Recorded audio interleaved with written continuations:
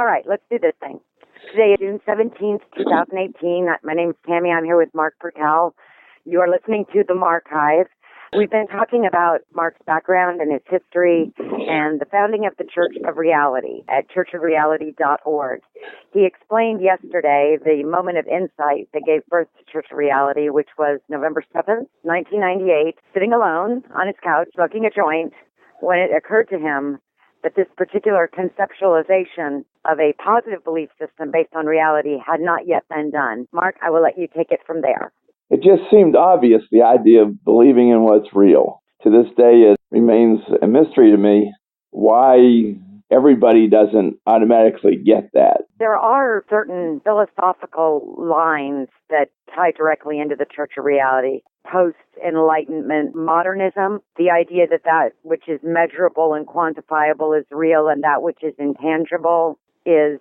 I didn't specify the method of determining reality. I just said to support the idea that if something is real, you believe in it. That presumes that the method of determining what's real is a valid method, and that you would use the best method available to determine what is real and what isn't. Tangible or visible or things like that. You know, you can determine reality mathematically in some cases. Was there a particularly wrong belief or lack of belief in a real thing that made you say to yourself, this is a problem that needs a solution? It's making reality secondary to other belief systems where somebody chooses to believe in things that are clearly not real and to ignore evidence and logic and reason in order to choose to believe is the language that's used. In the religious world, you choose to believe in something, and the whole concept of faith in the religious context is choosing to believe in something that's not supported by rigorous examination. It's like, I'm going to believe in this. What I'm asking about is the flip side of that. What you're talking about here is belief in something that's not real. What I'm saying is, were you confronted with disbelief in things that are real? In the modern context, it might be anthropogenic climate change, that human beings have the ability to affect the climate. There are people who choose to disbelieve that which is real, which is different than choosing to believe that which is not real. In 1998, was there any particular set of attitudes or a certain zeitgeist that made you say, this is a problem that's crying out for a solution? It's been a problem all my life where I see people who ignore reality and deliberately minimize reality, minimize the importance of reality. And it's not about this world, it's about the next world. And there is no next world. It makes this reality and this world unimportant. I remember there was a guy who was the environmental protection guy under Ronald Reagan who made the statement, it doesn't matter what we do to the planet because Jesus is coming back soon and going to destroy the world anyhow, or something like that. That type of stuff makes people not respect the fact that this world is important and we need to take care of this world and this planet and our spaceship that we get life from in order to survive. That type of thinking is dangerous. That's the word I was hoping you would get to. These people are dangerous. They're irresponsible. They're turning their back on the real creator, which is the universe, reality, what we're in, that created us, that we have to live in harmony with in order to survive. And since we survive collectively, their dangerous ideas affect the rest of us. So when they make bad choices or cause bad choices to be made and they go along with it, then that affects all the good people who are trying to make life better for everybody. What you're describing, I guess, is what I would characterize as a cascade of whatever the opposite of a virtuous cycle is. People holding bad beliefs engage in dangerous and irresponsible practices that harm the whole of the human species. And this cascade continues 20 years later, obviously. Right. In the context of the conversation we're having right now, our last general election cycle, there was a problem with news stories that were not from reputable news organizations that were made to look like news stories from reputable news organizations made claims of fact that were the opposite of true. That the Pope endorsed Donald Trump, that Denzel Washington endorsed Donald Trump, that you can absolutely prove is not true. Other claims that are almost impossible to disprove. Right. For instance, that Hillary Clinton ran a child sex ring in a pizza parlor. I don't know how you disprove that. If somebody accused me of assassinating Robert F. Kennedy, I don't know how I would prove that I didn't do that. I was 2 years old at the time. I could make an argument circumstantially for why I couldn't have done it, but to be asked to prove that I didn't do it would be nigh on impossible. What I want to make sure that people are getting is the distinction between atheism as a practice and reality as a practice. Atheism is a statement of non-belief. We do not believe in God or God, right? Right. But reality as a practice is a positive statement of belief. It is saying, we believe in that which is real, and we believe that things that are real, another word for real might be true, have a greater value mathematically, not morally, mathematically, than things that are not. So today is Sunday. If I say today is Sunday, and you say today is a ham sandwich, one of us is telling the truth, one of us is telling a lie. One of us is describing reality, one of us is describing non-reality. We, as reality-based community members, say that that which is real and true has greater value mathematically than that which is not.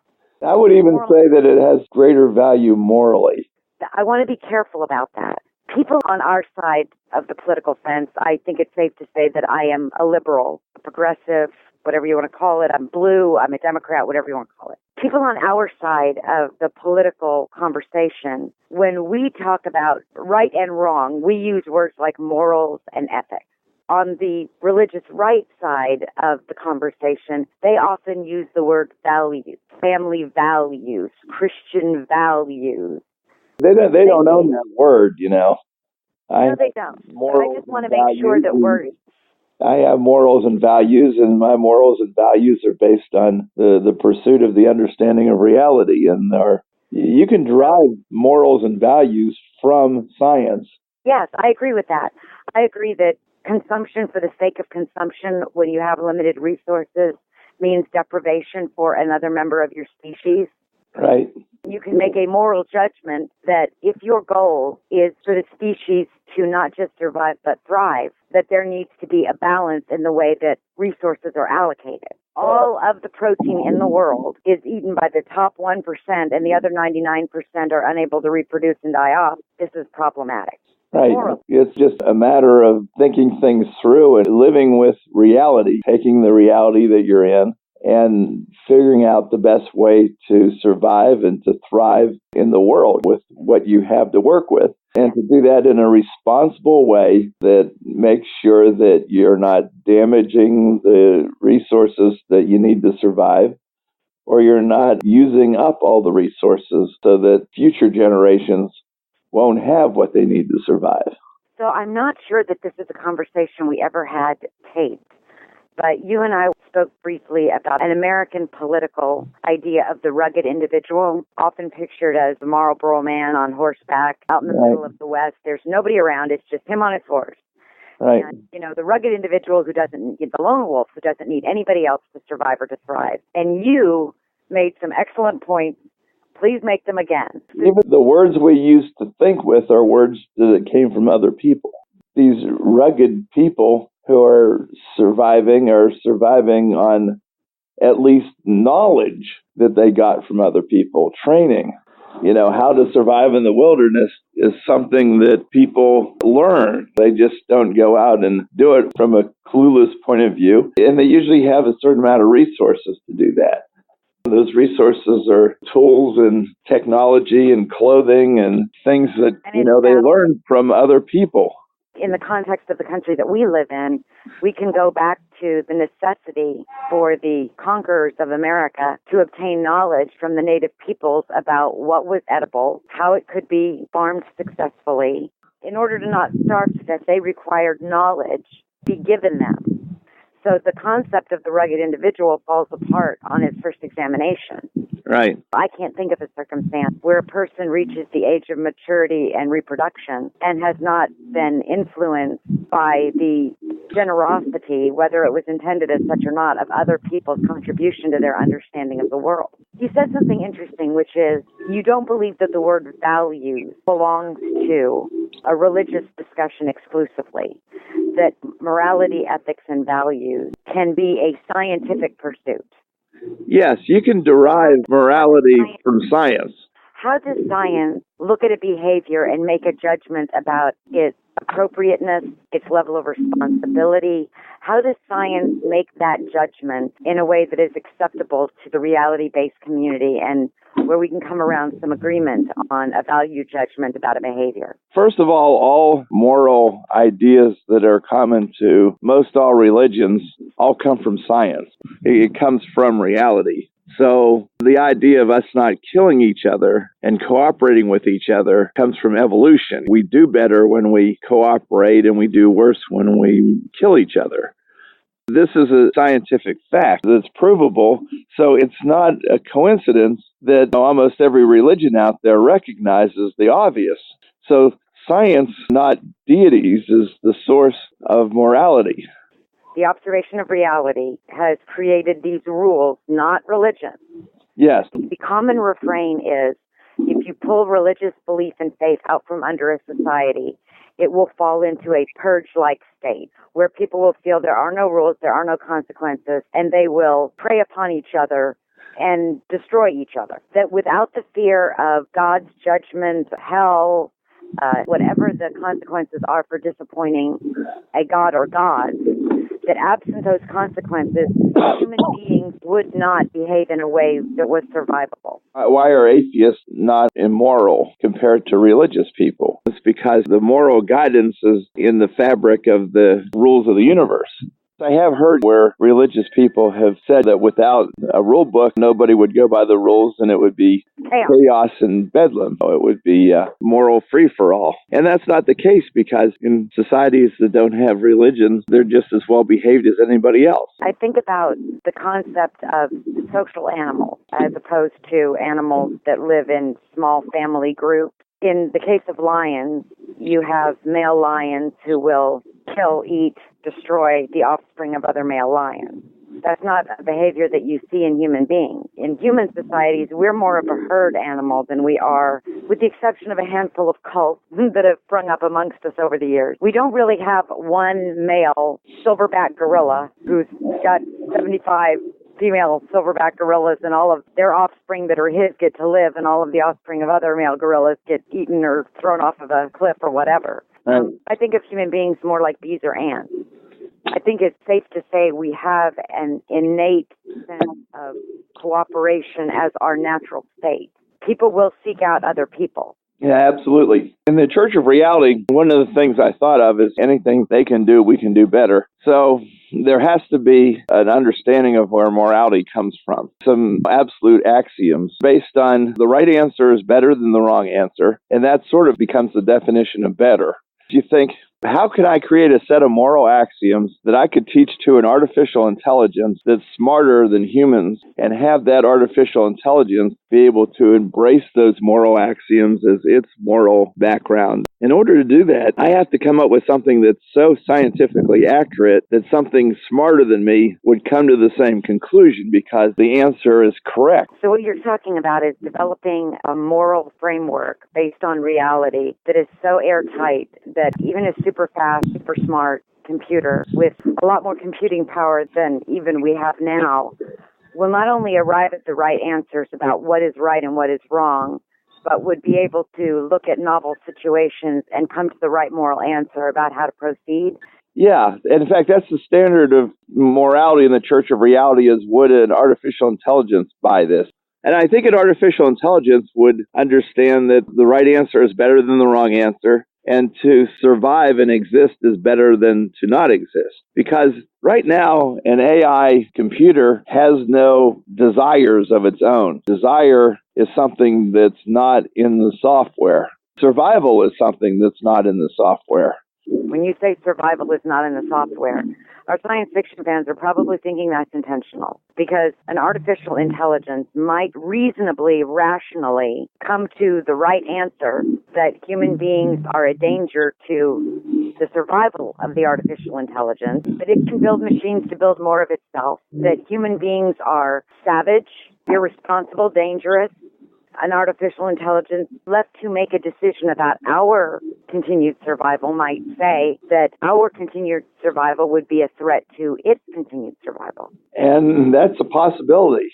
We as humans should ask the question, if an artificial intelligence evolved into a life form that was superior to humanity, why should we continue to exist?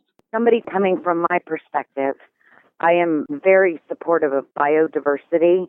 I would say that all the way down to the fungus that grows in my shower. The right to exist should not be dependent on being the superior, the alpha creature, the highest, most advanced creature. Human beings can coexist with creatures that are not as advanced technologically as we are. For instance, the algae in my shower doesn't threaten me, right? If the algae in my shower sporulated a poison that killed every mammal it touched, that would be a different story. And then we would talk about eradicating that, talk about getting rid of it. If human beings are not willing, in the aggregate, as a species, to embrace reality, is it your contention that reality will shed itself of us without another intelligence taking our place unless we build it? We're only here because everything that came before us did the right thing to survive. As long as we continue to make the right moves, we won't go extinct.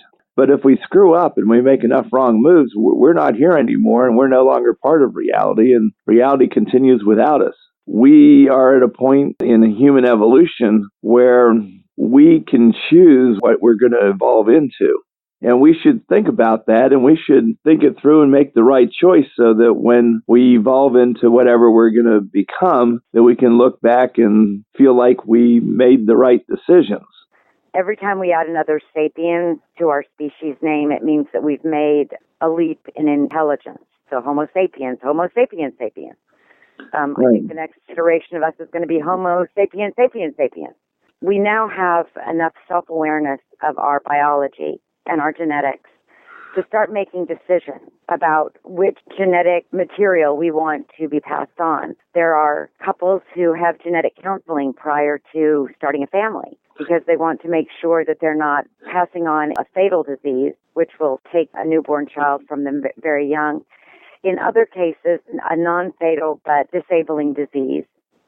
In other cases, a non-fatal, non-disabling, but disadvantaging disease. And we get to the moral question of... Well, you're limiting your thinking there to... Reproduction.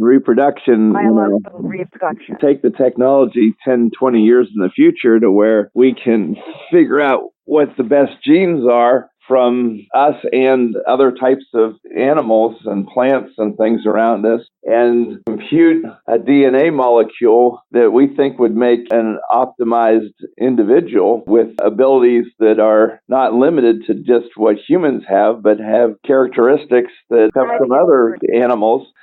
You're describing a superhero. In the literature, we refer to what you're describing as a superhero. It's Aquaman who can swim like a fish, or Spider-Man who can spin webs and fly like a spider, or this is a long-standing human desire to have the abilities that other animals enjoy that we do not. So the human eye isn't anything special compared to what other creatures have. Why not mix in attributes from other animals, and then you synthesize this, you stick it in an egg cell, and you grow it into an individual that has these superior characteristics.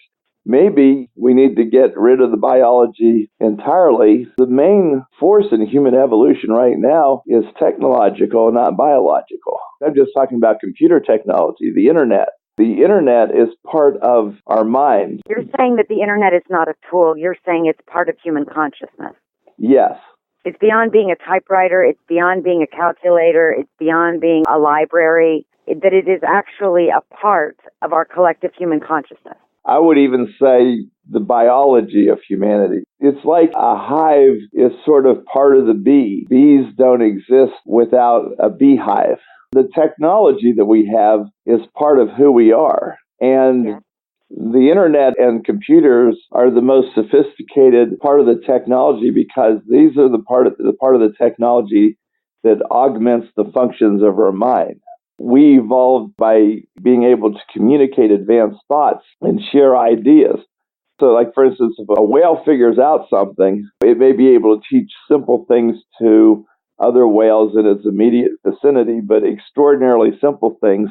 And most of that doesn't get passed on. So whatever a whale's brain comes up with as an individual is lost. One of the things that made humans advance is that we can pass information and knowledge from one individual to the other so that we build on that knowledge. The knowledge that we have is greater than anything that would come from an individual human brain. The evolution from oral tradition to the printing press to now the next step, which is computers and the internet. Yeah. Every time we increase the ability to transfer knowledge, human evolution surges.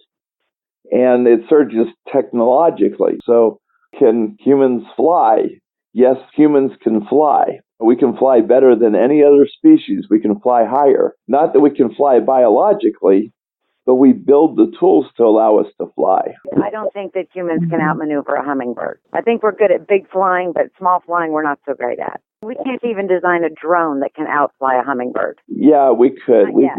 If we decided that we were going to build a drone to outdo a hummingbird, we would do it. Really? Yes. You think that a computer could respond? I guess you're right. Thousands of times faster than a hummingbird, no problem. Yeah, that's an extraordinary. I had never thought of that, but that's true. The only reason we haven't done it is there's not an application necessarily that it's useful for. If we lose our bee population, our birds and bees that pollinate our food sources, we may have to come out with an army of nano drones to do the job. I'll bet you're going to see somebody come out with robotic bees, and they're drones and they're programmed to pollinate flowers. Technology, as it's defined in the modern context, being computers, the internet, telecommunications, etc., that in the aggregate is not a human tool, is not a library, is not a calculator, is not a word processor, is not a printing press. It is actually part of our consciousness as a species organism. If you see our species as an organism, it is part of that organism's consciousness, separate and apart from the members of that colony. I say that, the stuff we build and the stuff we use is part of who we are. Who we are isn't accurately described as individuals encapsulated in bodies, and that's what a human is, any more than an individual bee represent what bees are. It's more like the hive is the individual. The bee is like a cell in the hive, and the hive includes the social software of bees to communicate with each other, to gather honey, to gather the materials to build the hive and function. What it sounds like you're saying is the machinery that we create to augment ourselves is part of us. Yes. So a car is part of the human body. Yes. When you are driving that car, that is an exoskeleton that you've designed to be faster than a horse. Yes. That's interesting. So you would say when a person is on their cell phone that they're not using a tool as much as they are augmenting themselves with extra brain power, extra memory, the ability to communicate over long distances, that it's part of our machine exoskeleton. Yes. That's interesting. And I just want to reiterate, Mark was born in 55, I was born in 66. When I was about 10-ish, I guess, the notion of cyborgs and bionics became very present in the culture.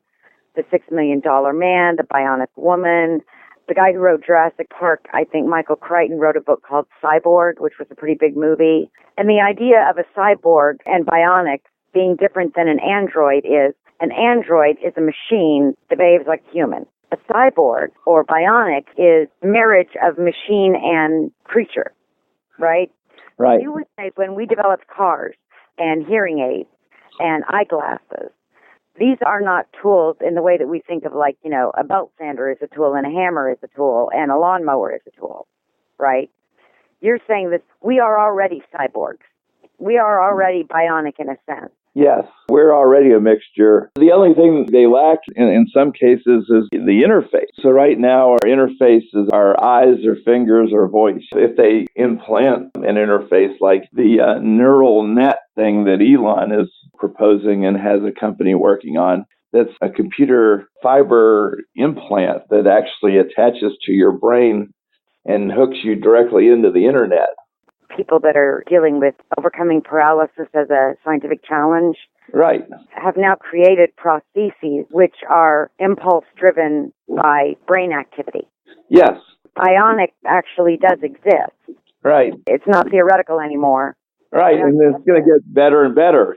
My point is that people have had the tradition to think you're not a cyborg until they've attached you under the skin. And I'm saying is that no, that's not the limitation. It could be something that you hold in your hand, like a cell phone, that makes you a cyborg. Your car is an exoskeleton, a backhoe, an arm that digs.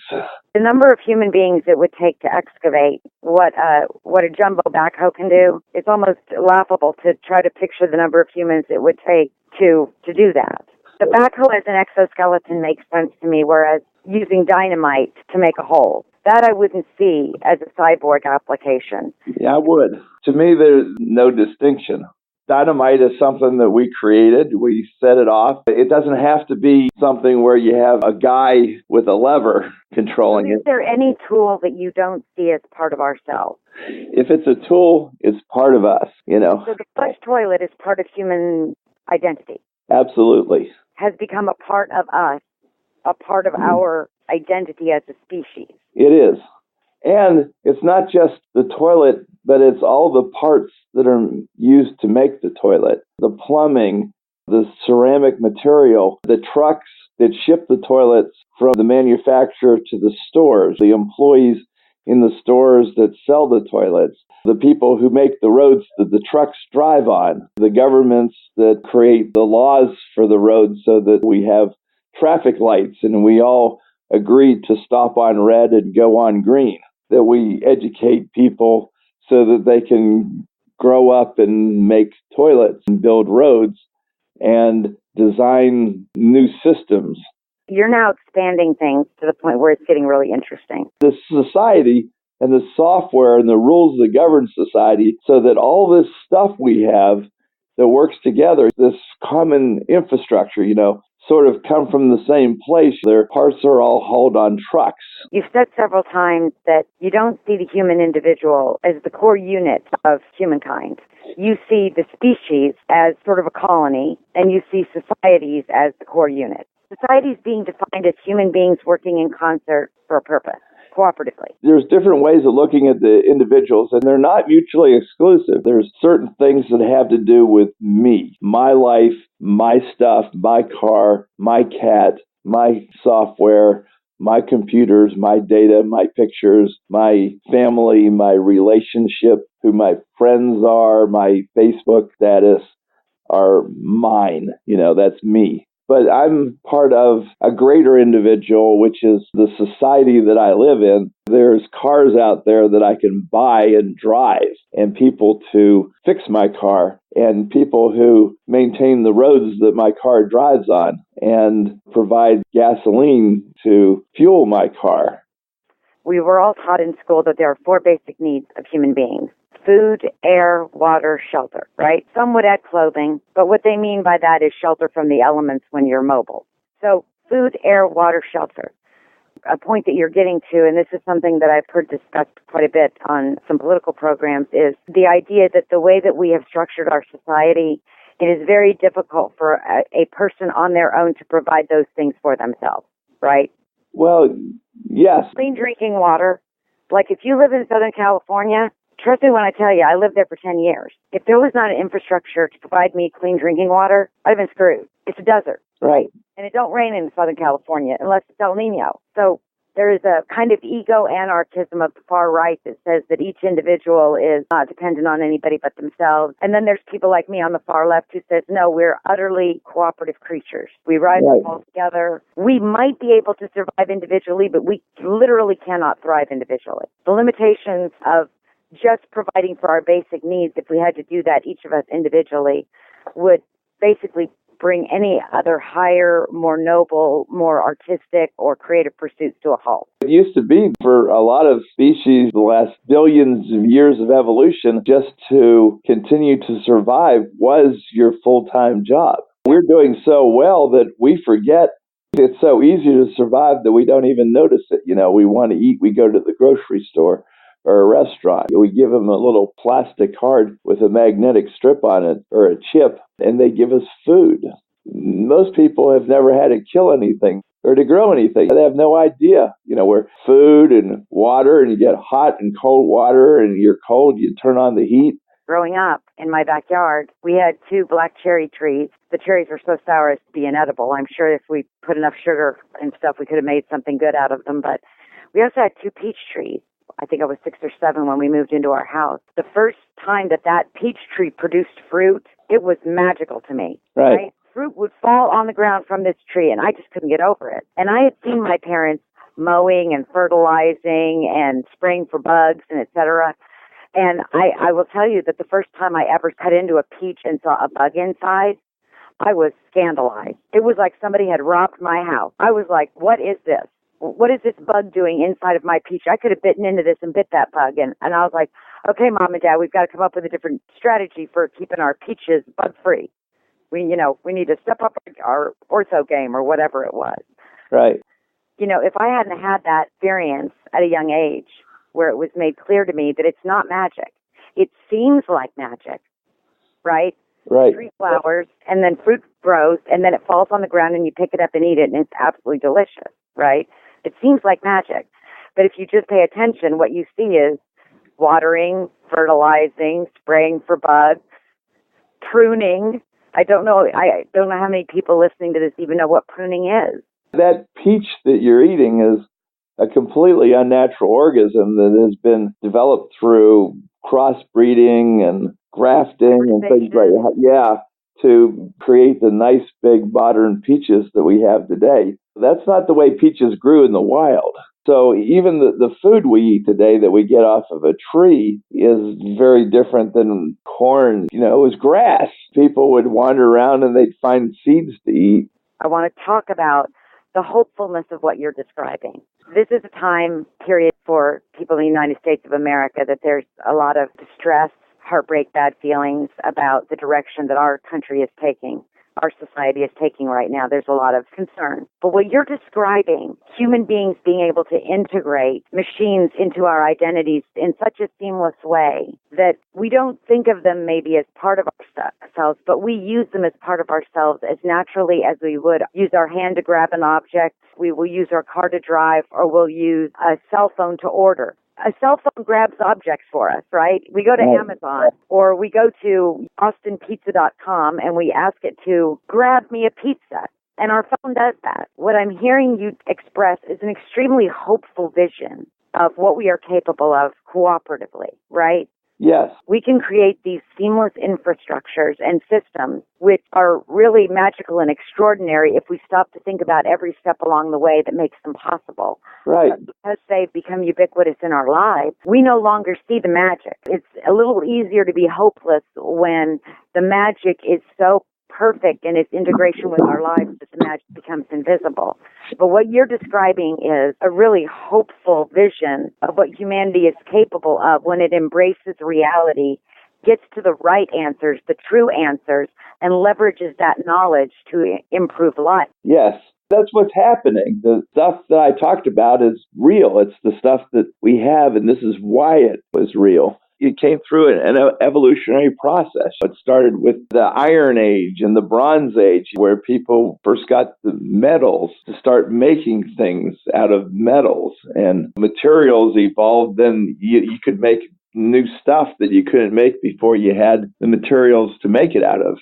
And modern agriculture, the ability to put down roots in a single place and to create your own food and livestock. So they modify the plants and animals to produce the food you need better than they were when natural stuff that was out there. Every West Wing fan out there knows the concept that India as a nation would never be able to feed itself, but a scientist came along and developed wheat that can grow in India. Yes, that could produce fields that were unthinkable prior to that and completely change the future of a continent. Yeah. Right? One of the things that makes my friendship with you challenging and fun is that I think of myself as an empath, which means when I see one member of my species suffering unnecessarily, I obsess, right? I obsess on that suffering, and I feel the imperative to fix it, make sure it never happens again. Right. You quite often play the role of getting me to step back a little bit and have a wider focus, right? Right. And see the positive that is happening that is totally incredible, right? But because it is so seamlessly integrated into my life, the magic doesn't touch me in a personal way the way that suffering of an individual touches me in a personal way. When I talk to you, I tend to see a lot of our challenges as self-inflicted. We have, as a species, embraced reality enough and gotten to enough right answers that we have the ability to stop some of the bad stuff that's happening. It's just a matter of making a willful decision to do that and getting enough people to cooperate in that decision, right? Right. What I want to end with is you talking about hopefulness and the speed of change.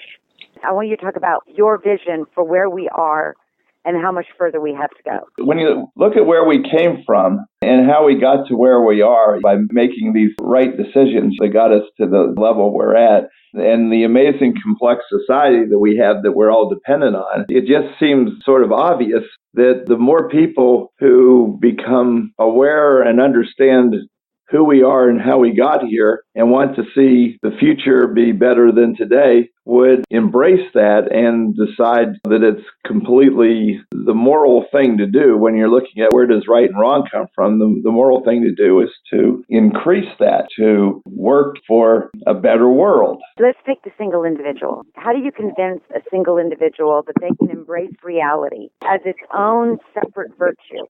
They don't have to necessarily jettison other virtues if they are social justice Catholics or Reformed Jews. I think a lot of people feel threatened by embracing reality because they feel like there are certain things that they're going to have to give up. They're going to have to give up religion. They're going to have to give up notions of romantic ideals like love.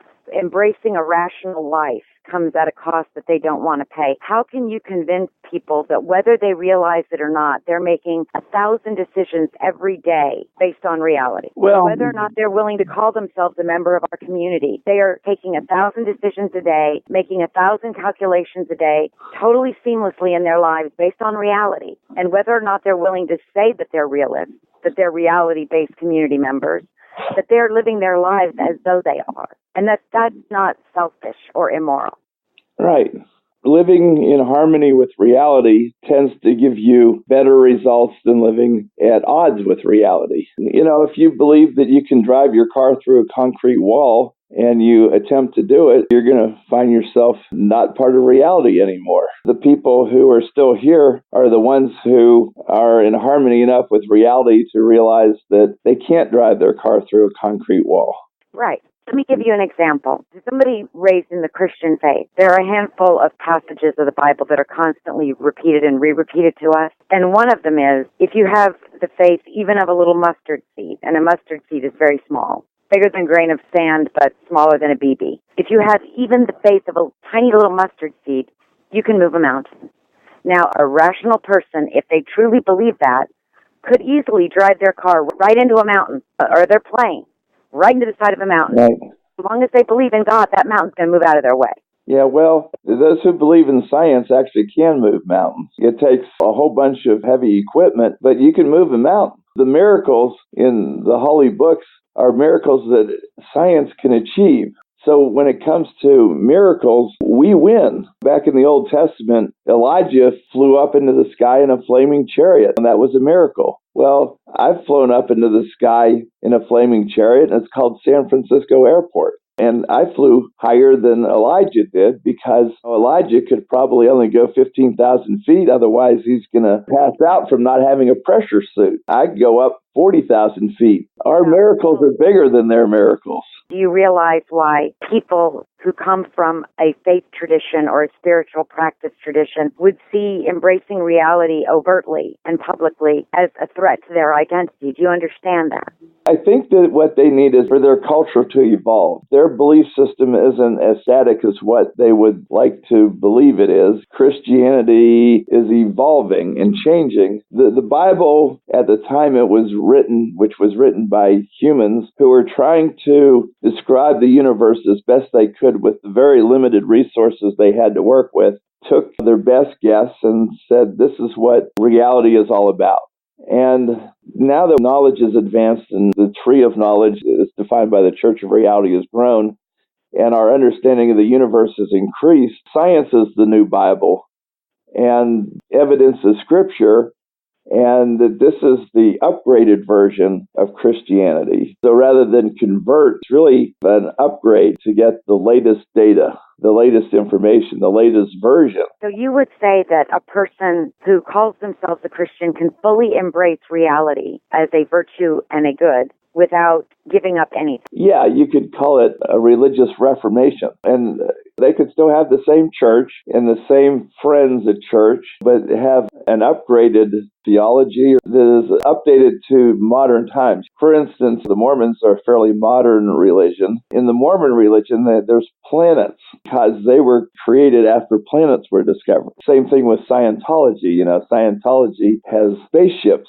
as part of their religious culture, and that's because it was started by a science fiction writer. You wouldn't have had planets coming from Catholicism because they didn't know that there was any such thing as planets. That wasn't part of their base of knowledge, where a religion created today would have galaxies, and it might be based on the Big Bang. In fact, that's what the Church of Reality is, the religion that believes that. But the only difference there is if for some reason we discover that there was no Big Bang, then we change. That goes away.